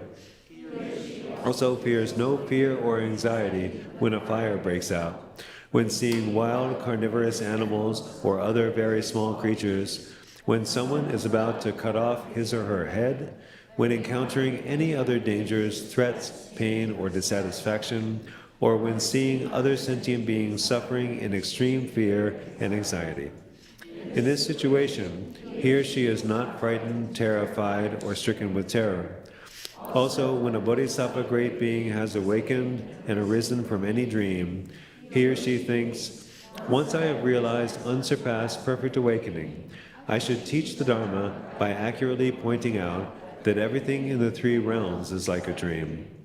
Subhuti, one should also recognize a bodhisattva great being beyond regressing, to have this sign of being beyond regressing.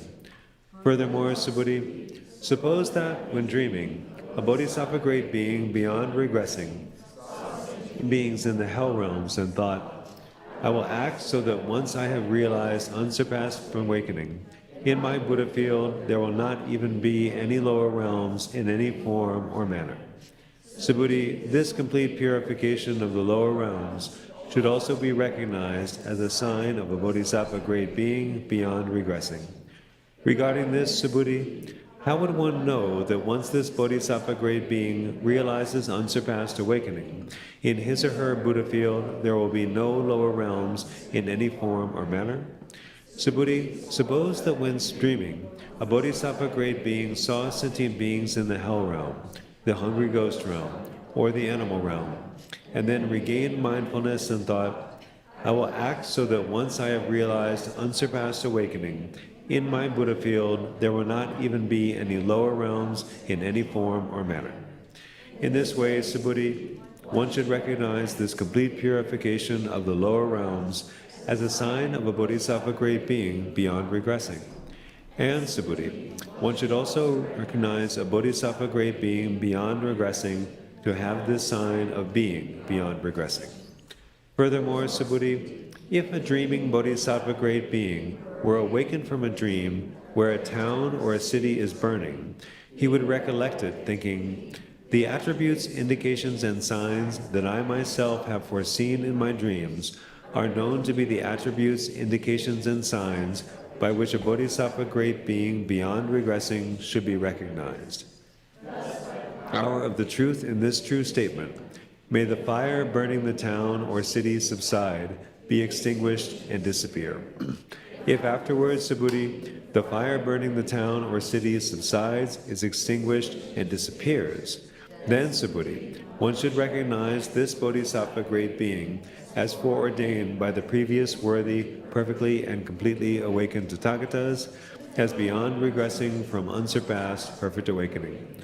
However, Subhuti, if these do not subside, are not extinguished, and do not disappear, then, Subhuti, one should recognize this bodhisattva great being to be not foreordained for unsurpassed perfect awakening.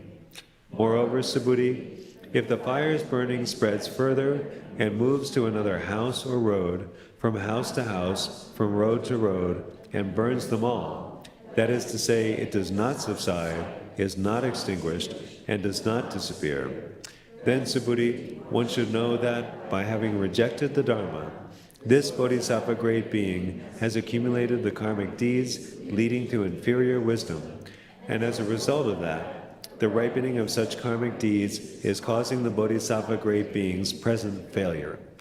Hence, it is a reminder, indeed, of rejecting the Dharma that is being ripened in this way. In sum, Subhuti, these signs are the causes and conditions for a bodhisattva great being to be characterized as beyond regressing. Therefore, Subhuti, one should recognize such a bodhisattva great being as beyond regressing from unsurpassed perfect awakening. Once again, Subhuti, I will teach how these attributes, indications, and signs by which altogether a bodhisattva great being can be recognized as follows. Listen well and pay good attention. I will tell you about them. Subhuti said, excellent. And then he listened to the Blessed One. The Blessed One said, Subhuti, suppose that a man, woman, boy, or girl were taken over or possessed by a malevolent spirit. A bodhisattva great being should approach him or her and perform an act of truth by stating, if it is true that I am foreordained for unsurpassed perfect awakening by the previous worthy, perfectly and completely awakened Tathāgatas, this position to realize unsurpassed perfect awakening is pure. Since I wish to realize unsurpassed perfect awakening, since I have pure attentiveness to that unsurpassed perfect awakening, and since I have turned away from the mindsets of a disciple and a solitary realizer, I shall realize unsurpassed perfect awakening. It is impossible for me not to realize unsurpassed perfect awakening, and I will definitely realize unsurpassed perfect awakening. There is nothing that the worthy, perfectly and completely awakened Tathāgatas who reside, stay, and spend time in immeasurable and innumerable world systems have not known, not seen, not found, not witnessed, and not realized. Since those blessed Buddhas are recognizing my altruistic disposition, it must be that I too will awaken. By the power of this truth and my stating it, may you, the malevolent spirit who has taken over or possessed this man, woman, girl, or boy, go away. If the malevolent spirit that the Bodhisattva Great Being is addressing like this does not go away, then, Subhuti, one should know that this Bodhisattva Great Being is not foreordained by the previous worthy completing Tathāgatas as beyond regressing from unsurpassed perfect awakening. However, if the malevolent spirit that the Bodhisattva Great Being is addressing like this does go away, then, Subhuti, one should recognize this Bodhisattva Great Being as foreordained by the previous worthy, perfectly and completely awakened Tathāgatas to be beyond regressing from unsurpassed perfect awakening. This ends the chapter examining skill and means, the 20th chapter in the Noble Transcendent State of Wisdom in 8,000 lines.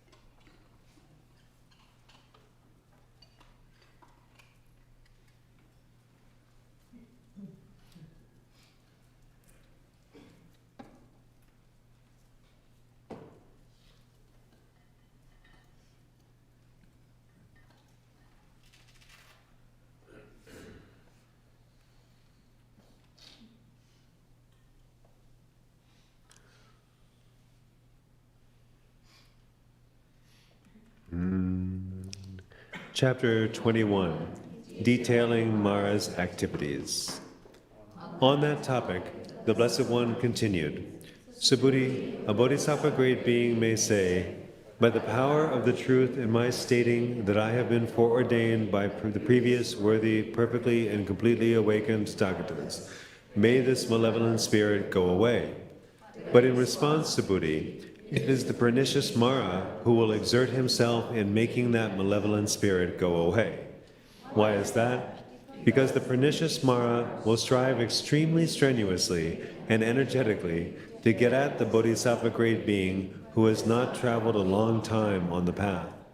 That is to say, Mara will think how he can make the malevolent spirit go away, so that when the malevolent spirit leaves, because of Mara's magical power to influence others, the Bodhisattva Great Being will suppose that his or her own miraculous power is what made the malevolent spirit go away. Moreover, since that Bodhisattva Great Being does not know that Mara's miraculous power caused the malevolent spirit to go away, he or she will exert him or herself only minimally going forward. And with his or her exertion, the Bodhisattva Great Being will treat disrespectfully other Bodhisattva Great Beings, be smug to them, be sarcastic toward them, pick at their faults, and criticize them, boasting, I have been foreordained for unsurpassed perfect awakening by the previous worthy, perfectly and completely awakened Tathāgatas. As a result, his or her pride will develop and develop, more than even just this much, will increase and increase more. That pride will become stubborn and more stubborn. That pride will be fed and fed more, and it will flare up. Out of his or her pride, self-superiority, arrogance, egotism, conceitedness, and deluded sense of grandeur, such a Bodhisattva Great Being will come to distance him or herself from the state of complete knowing, that is to say, from the unsurpassed knowing of a Buddha, the knowing of a self-existent being, the knowing of someone who has complete knowing and unsurpassed perfect awakening. He or she might see virtuous friends in the form of either beginning or advanced bodhisattva grade beings who have virtuous qualities, have perfected the altruistic disposition, have become skilled in means, and possess qualities beyond regressing. Yet he or she will feel conceited toward them, and because he or she looks down on them, he or she will not serve these sorts of virtuous friends, wait upon them, attend to them, or ask them questions. Instead, he or she will strengthen his or her ties to Mara, and long for one of the two lower levels, either as that of a disciple or a solitary realizer. Way Subhuti, when a bodhisattva great being has not traveled a long time on the path, has minimal faith, has little learning, has no virtuous friend, is not supported by the transcendent state of wisdom, and lacks the skill and means, the pernicious Mara will use the bodhisattva's act of truth to create obstacles to his or her unsurpassed perfect awakening. So, Subhuti, a bodhisattva great being should recognize this too as an activity of Mara.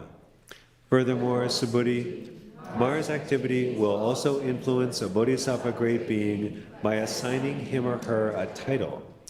How could Mara's activity also influence a bodhisattva great being by assigning him or her a title? In this case, Subhuti, the pernicious Mara will attack a bodhisattva great being by assigning him or her a title and corroborating the names to him or her.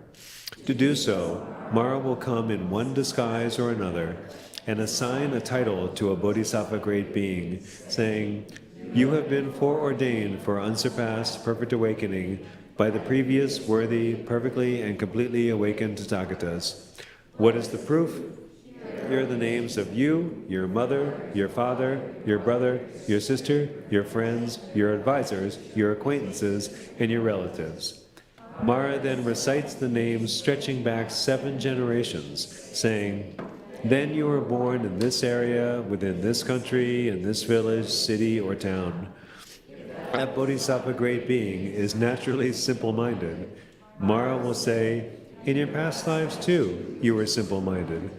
If he or she naturally has sharp mental faculties, Mara will say, "In your past lives too, you had sharp mental faculties."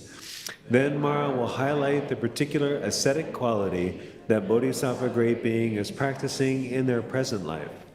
No matter whether that particular bodhisattva is an ascetic who dwells in the forest, an ascetic who seeks alms, an ascetic who wears rags, an ascetic who never eats later, an ascetic who uses a single seat, an ascetic who accepts whatever is offered, an ascetic who has 3 robes, an ascetic who lives in charnel grounds, an ascetic who lives at the foot of a tree, an ascetic who stays upright, an ascetic who lives in the open air, an ascetic who wears felt garments, or an ascetic who lives in seclusion, contented with few desires, goes barefoot, and speaks softly with few words.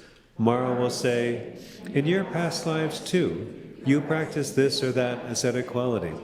You have been destined for the level of a bodhisattva beyond regressing, and foreordained to unsurpassed perfect awakening, worthy, perfectly, and completely awakened Tathāgatas. What is the proof? Since you are practicing these types of ascetic qualities, it is certain that you practice the very same ones previously too." In this way, by Mara assigning him or her a title, and corroborating it with names from the past in connection with his or her present austere practice of seated thinking. Since I do practice these qualities, I must have been foreordained for unsurpassed perfect awakening by the previous worthy, perfectly and completely awakened Tathāgatas. Then the pernicious Mara will say, "You have been foreordained as beyond regressing from progressed perfect awakening by the worthy, perfectly and completely awakened Tathāgatas. What is the proof? You practice these sorts of ascetic qualities."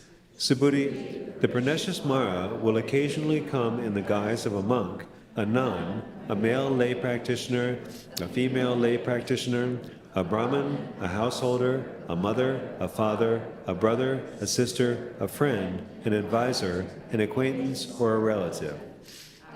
Approaching the Bodhisattva great being, Mara will say, "You are on the level of a Bodhisattva beyond regressing, and have been foreordained for unsurpassed perfect awakening by the previous worthy, perfectly and completely awakened Tathāgatas. What is the proof? You practice these sorts of ascetic qualities, which are the qualities of a Bodhisattva great being beyond regressing. However, Subhuti, that Bodhisattva great being will not have any of the qualities of Bodhisattva great beings beyond regressing that I have made known, nor will he or she have the attributes, indications, or signs that I have made known. Subhuti, other Bodhisattva great beings will recognize this, thinking, alas, this Bodhisattva great being must be under the influence of Mara's magical power. How so? Such a Bodhisattva great being does not have the attributes, indications, or signs of those Bodhisattva great beings beyond regressing.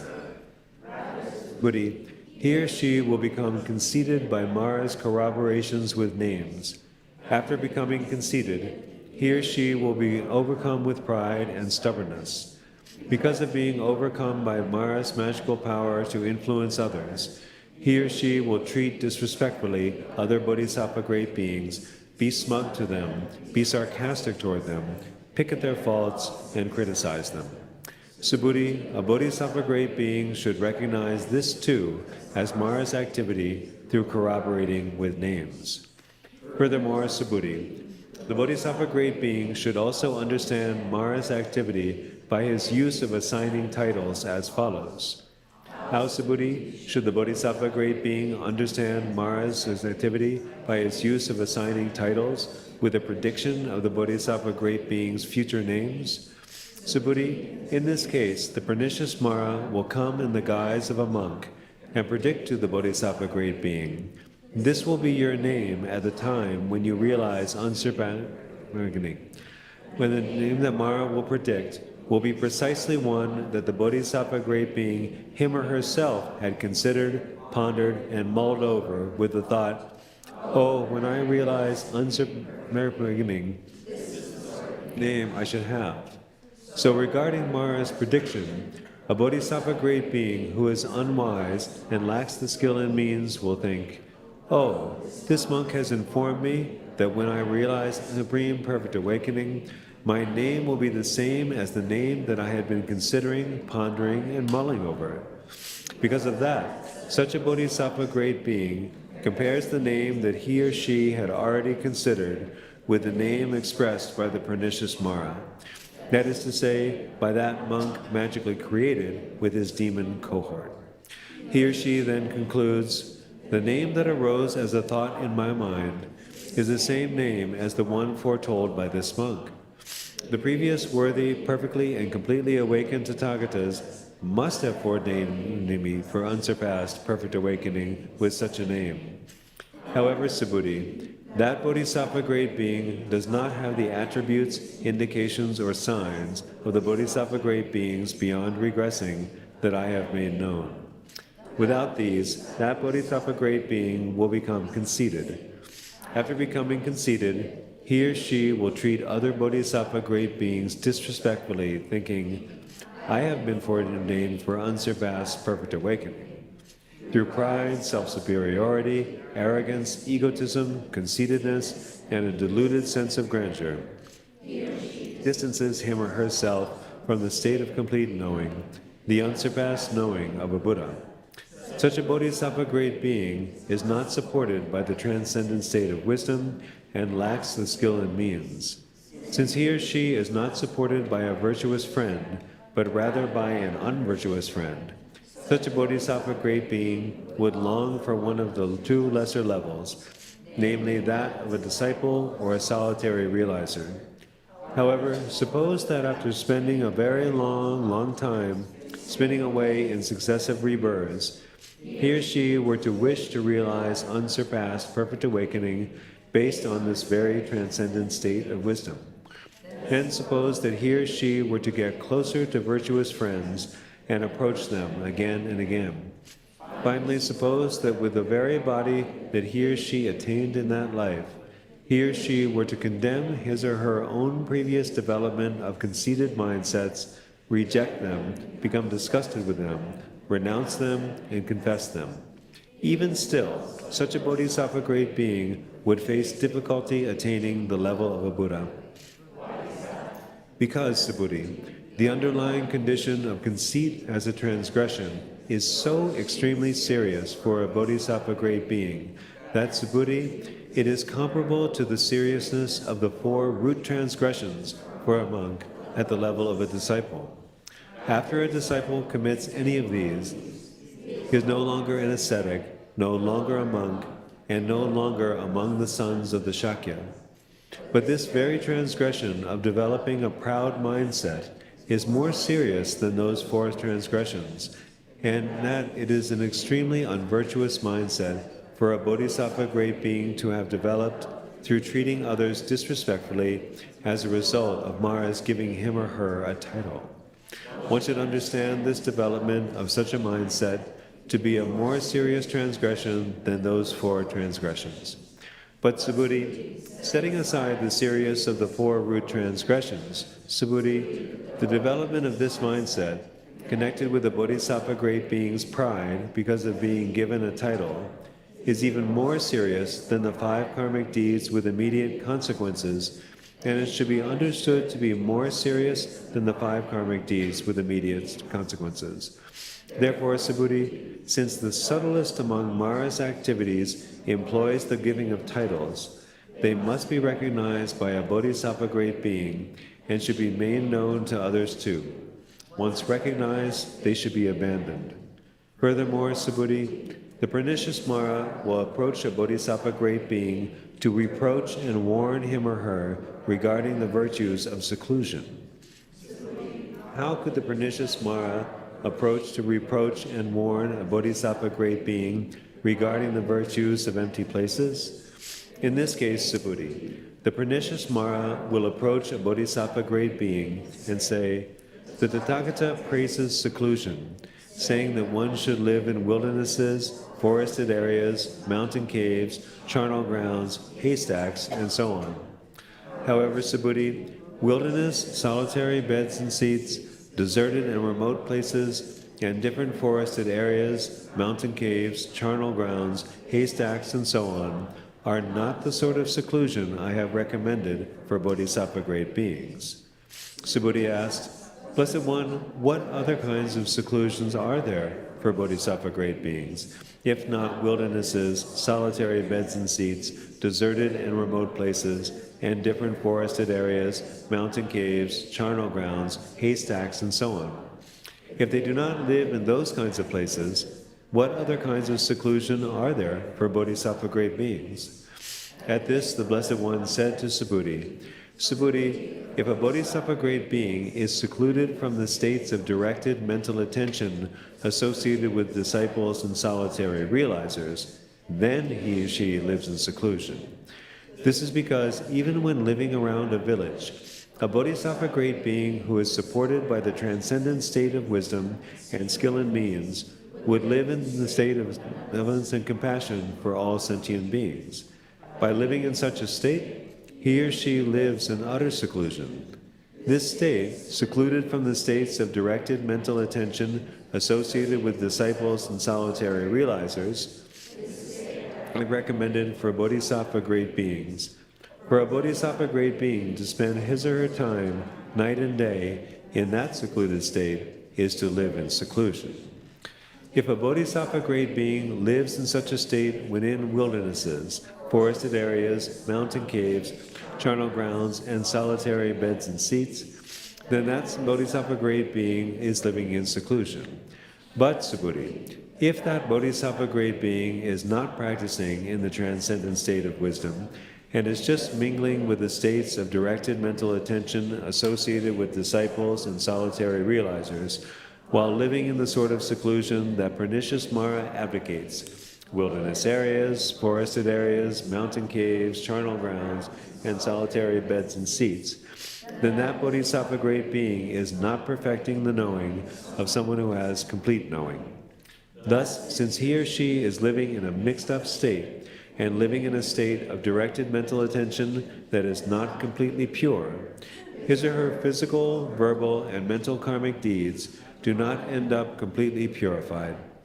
Because his or her physical, verbal, and mental karmic deeds do not end up completely purified, Bodhisattva great being may be disrespectful toward any other Bodhisattva great beings who, because they live around a village and live in a state of wisdom, means, and great compassion, have not mingled with the states of directed mental attention associated with disciples and solitary realizers. Even though such a Bodhisattva great being might live in wildernesses, his or her verbal and mental karmic deeds do not end up completely purified, so he or she is just living mixed up and not living in seclusion. At first, he or she treats disrespectfully those other Bodhisattva great beings who live around a village, even though they are living in the state of wisdom, means, and great compassion, are practicing completely pure physical, verbal, and mental karmic deeds, are secluded from the states of directed mental attention associated with disciples and solitary realizers, and are not mingling with the states of directed mental attention associated with disciples and solitary realizers. As a consequence of that, he or she will fail to attain the meditative states, the meditative concentrations, the meditative attainments, the complete liberations, and the types of extrasensory knowledge, and will fail to perfect them. Why is that? Because he or she lacks the skill and means. Suppose that a Bodhisattva great being were to live all the time in the middle of a 200-mile wide wild forest area, staying apart from the company of wild beasts or birds, of any small wandering creatures, wild animals, yakshas or rakshasas, and safe from dens of thieves or frightening and dangerous attacks, for 1 year, or even 100, 1,000, 100,000, 10 million, 1 billion, 10 million, 1 trillion, or 1 quintillion years or more. Now suppose that this great being was not aware of the seclusion that I have spoken of.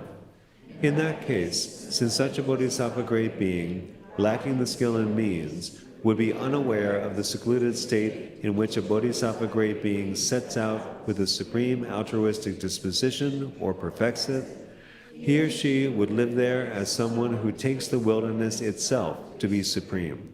He or she might have depended upon that type of seclusion, relied upon it, dwelled in it, and devoted him or herself to it.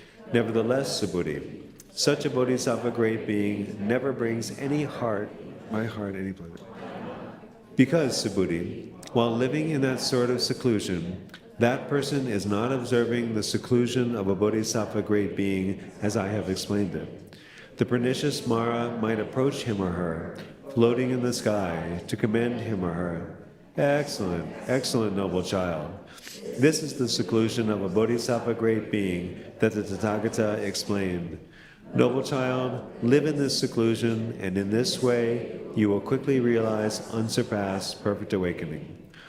Then, when such a person comes back once again from that empty wilderness to the area of the village, he or she will treat the other Bodhisattva great beings disrespectfully, even though they are graceful monks leading a chaste life with spiritual qualities, are not mingling with the states of directed mental attention associated with disciples and solitary realizers, and live with the physical, verbal, and mental karmic deeds that will end up completely purified.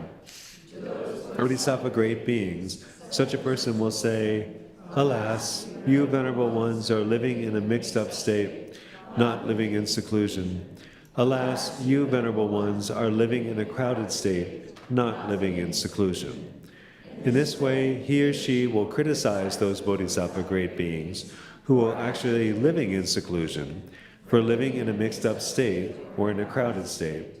Also, he or she will push those living in a mixed-up state to move physically to a secluded place, to develop devotion toward it, and to feel proud about its being worthy of devotion. If you were to ask him or her why, he or she would say, "Subhuti, I have been reproached and warned by a superhuman spirit, so this is the place in which I am abiding. What village dweller is a superhuman spirit reproaching?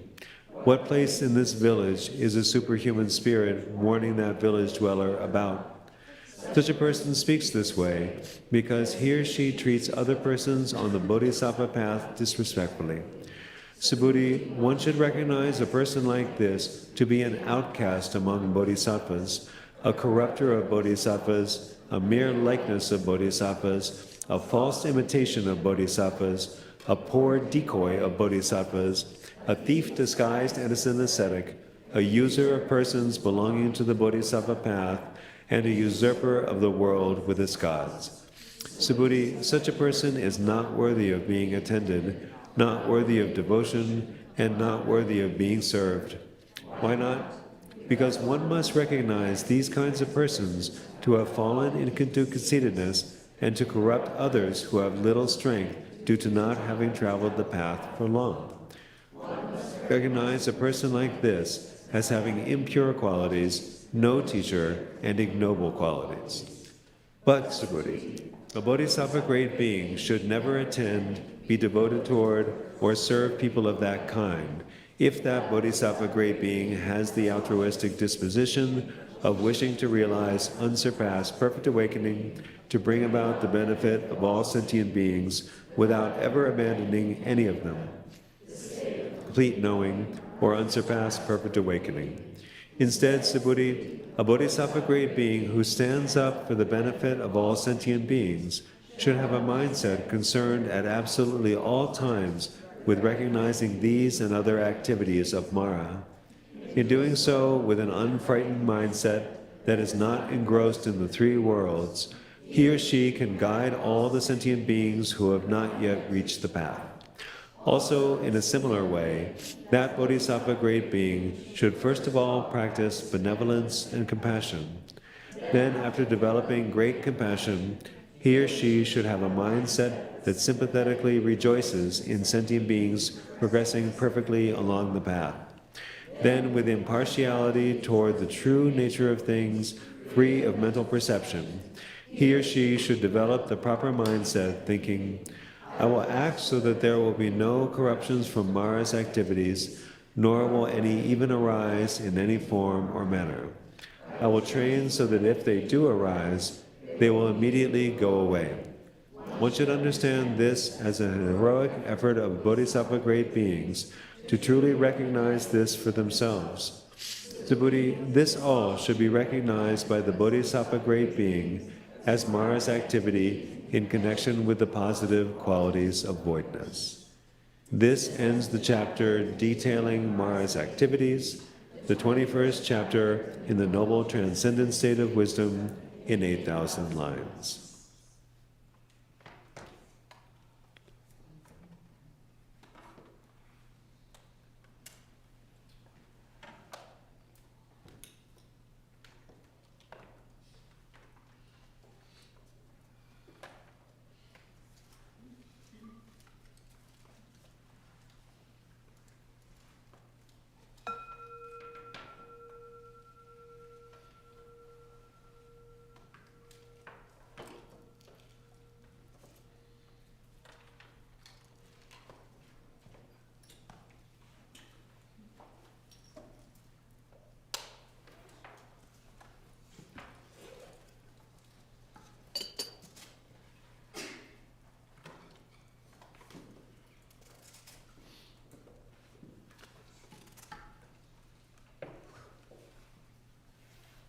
The dedication to remove obstacles.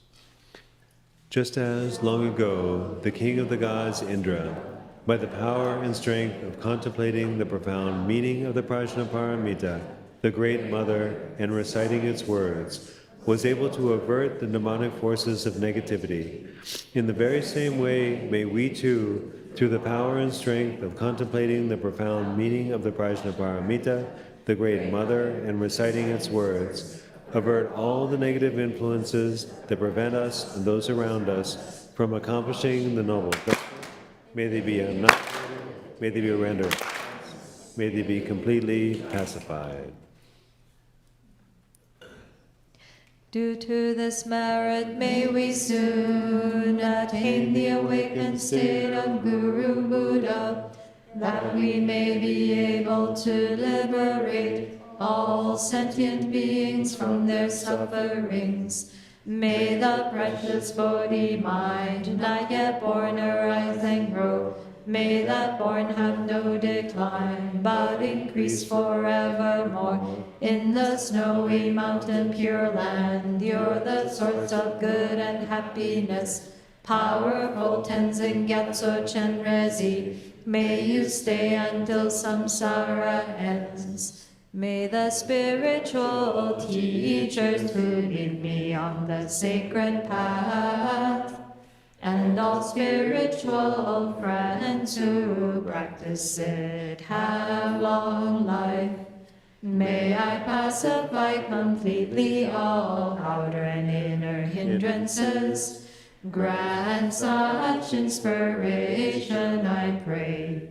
May the lives of the venerable spiritual mentors be stable, and their virtuous actions spread in the 10 directions. May the light of Losang's teachings dispelling the darkness of the beings in the 3 worlds always increase. May the deeds of explaining and practicing the Dharma, done by groups supporting the teachings and their upholders, who spread the view of dependent arising and non-violent actions in the 10 directions, and especially at Sravasti Abbey in the West. Flourish.